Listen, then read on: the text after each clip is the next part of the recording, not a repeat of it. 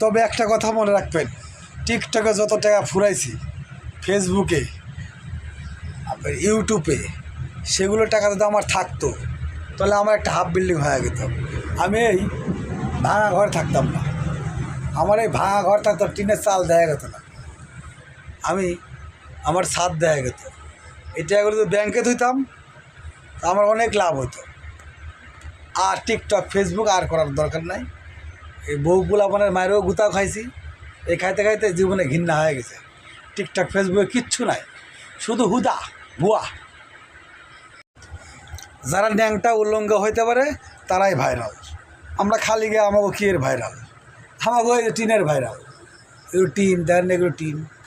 ভাঙা ঘরে থাকি, লাখ টাকার স্বপ্ন থেকে লাভ নাই ভাই। ভাই আমাকে ক্ষমা করবেন ভাই, মাফ করবেন আমাকে। আপনারা সবাই ভালো থাকেন। ওকে, গুড নাইট, ভালো থাকেন।